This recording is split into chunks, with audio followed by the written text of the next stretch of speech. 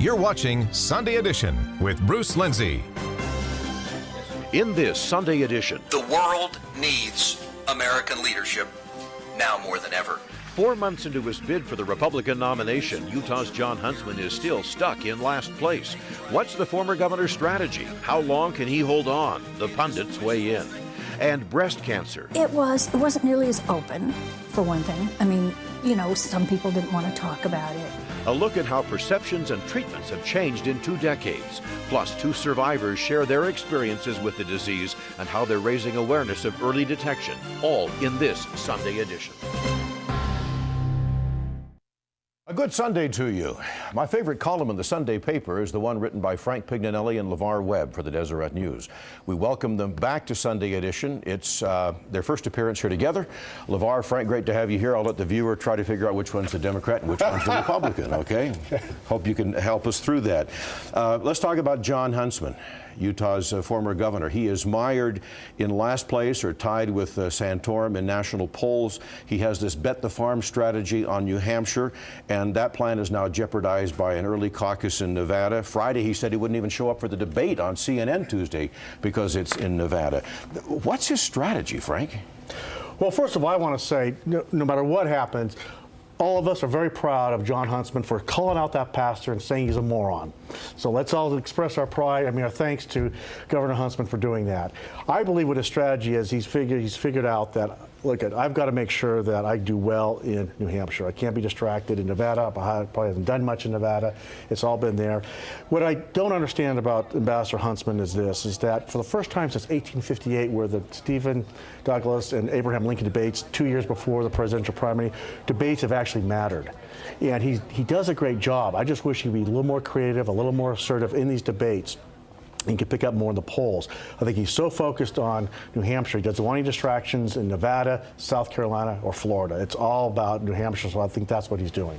LeVar, do you think that's a strategy with any viability? He shows up on Friday, 4th place in New Hampshire among likely Republican voters, distant 4th place. He clearly is putting all of his eggs in New Hampshire, and because this is a bit of a fight between New Hampshire and Nevada, New Hampshire's mad because Nevada is jumping ahead of them, then he's trying to curry favor in New Hampshire by saying, I will not show up in Nevada and I will boycott Nevada. So that's what he's trying to do. I think he is underfunded. I think he started too late, so I think he has a very difficult time winning the Republican nomination. His people say that he will probably stay in and through New Hampshire. I'm not sure he'll make it quite that long. Really? Does he have the money to go that far? That is, money by donors? Yes, I don't know exactly what his financial situation is, but I wouldn't be surprised if he doesn't pick up, particularly in New Hampshire. I mean, he has to show some progress in New Hampshire in order to stay in. If he doesn't, then he could be out before the end of the year. Frank, was it an improbable narrative for him to get into this race coming from the Obama administration when the Republican Party is really arguably a lot farther to the right than Jon Huntsman is himself? A lot of people said so, but if you look at it deeper, it actually was not improbable because there's a chance that Obama could be knocked off, which means the 2016 scenario is out of the picture for him. And yet, while Romney still has a level of support, it's still fairly thin. So it's not improbable for anyone to think that, wait a minute, I have a shot, you know, there's a path to get there. So it was not improbable for him to do this. And in many ways, I think it was smart for him to at least try this route, because this is a very unusual year, whether it's the series of debates or whether it's been the focus on, you know, what kind of economic plans people have, things like that. I think he chose the right path to try something in 2012. But other candidates have had their breakout moment, even those who weren't candidates, like Governor Christie. But we had Donald Trump for a short while, and Michelle Bachmann soared in the polls. And it's kind of an anybody but Romney flavor of the week. Now we see Herman Cain on the screen. Why hasn't or has anybody coalesced behind Huntsman and said, well, you're our guy, at least for this week? You know, I really like Huntsman. I like his campaign. I like the fact that he's trying to be more mainstream. He's trying to carve out that niche for himself against candidates who are much more ideologues. The trouble is that mainstream approach is not working, and the ideologues are the ones who tend to have their moment in the sun. And so I just don't see it happening for Jon Huntsman in 2012. Is it all about 2016? Was that the calculus in leaving the post in Beijing? I certainly think that they said we're going to take a shot at 2012, but Jon Huntsman is young enough that he will still be viable in 2016. The precedents have been that you run once and you don't make it, and then you run the second time and you have a much better shot. But you got to have a good showing the first time. That's right. That's just what I was going to say. If he has a really bad showing this time, then it doesn't bode well for 2016. Cut you off, Frank. Well, I was going to say that one of the things that I think is happening out there, it's unusual. Even Republicans like their candidates with personality. That's why you see them going to Chris Christie. That's why you maybe saw them going to Donald Trump and then Howard Kane. And that is a niche that Governor Huntsman really, I think, can fill, because you have no drama Obama. You have the automaton Romney there. And so there's this hunger, even by Republicans, to say, I want somebody that stirs my heart.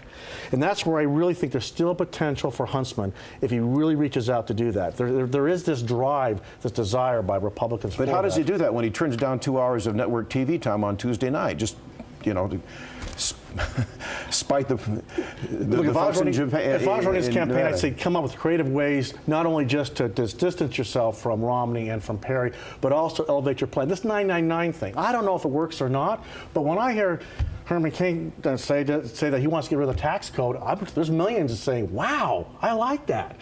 So he needs to that intrigue factor there to catch on. But it also has to withstand the scrutiny, and so far those who have had their moment in the sun have not withstood the scrutiny. And the guy who's been steady and solid, Mitt Romney, is still his to lose. But Huntsman has not had any breakthrough in the debate. In Dartmouth last week, he was just kind of a footnote. They had him over on the edge, marginalized, and he had very little to say. So the Romney and first Perry and now Kane are the ones that are soaking up all the attention, no question about that. So can Republicans eventually hold their nose and line up behind Mitt Romney, because everybody else goes up and down and he just is stuck at about 24, 25%. They don't love him.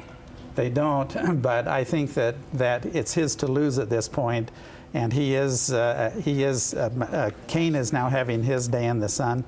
But I think the length of this primary, the way the delegates and the states are actually backloaded a little bit this time, the guy who has the money, the guy who can just keep going forward is ultimately going to be the winner, and that's probably going to be Romney.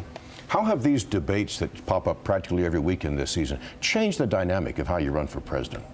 I think it's been substantial, because before it's always been a game of getting as much money as you can and then run the advertisements to start defining your image. The images are being defined for the most part by these debates early on. So all of a sudden you have, they may be short-lived, but you have these candidates, if they succeed in articulating a message in the debates, at least they get a moment in time. If they have any type of structure to them or substance, they could take off. It has changed, in my opinion, forever, the presidential debates, and in a good way. No longer is it just a way to raise money and bombard a state with commercials. If you have a clever approach, you at least have a chance in a debate to carry forward your campaign. But there has to be substance behind it. Oh, for really? No, there does. Over time, eventually, there has to be substance, or they go up, but then they come quickly back down. What's Huntsman remembered for in the last debate? It was that 999 sounded like a slice of the price of a piece of pizza, not about his response to foreign policy. And is there any constituency out there in 2012 who's really listening to arguments for foreign policy? Well, they aren't. But you said they had to be substantive. Mitt Romney isn't the most exciting guy in the world either. Yeah. And yet, in almost every debate, the pundits have said Mitt Romney has been the winner, mostly because he didn't lose, mostly because he didn't do badly. So he isn't the most exciting guy, but he has substance, and he's continued to do well. So as long as a candidate, a third or fourth tier candidate, can bump along with 2% or whatever the threshold is to be on the debate, this one's sponsored by CNN next week, there's really a disincentive to do the math and to drop out of the race, because you get free publicity again in the next week. Unless you really kill yourself like Pawlenty. When he made the mistake of not going after Romney, his supporters said, then what's the point? But if you have a creative approach, and you can say what you want about 999, but that's what's driving the debates, just like it was the Ponzi scheme several debates before by Governor Rick Perry. If you have a creative approach and you have, well, I would say, a structure to it, you can go a long distance with these debates, and I actually think it's a good thing. And it is still very early in the process. Lots can happen. There can be major slip-ups. We should remember that, shouldn't we? That's right. Lots can happen. LeVar Webb, Frank Pignanelli, a pleasure always to have you. Hope you'll come back and join us again. Thank you. Up next, this is Breast Cancer Awareness Month, and a filmmaker has chronicled the lives of Utah women who have faced that disease. That's coming up next on Sunday Edition.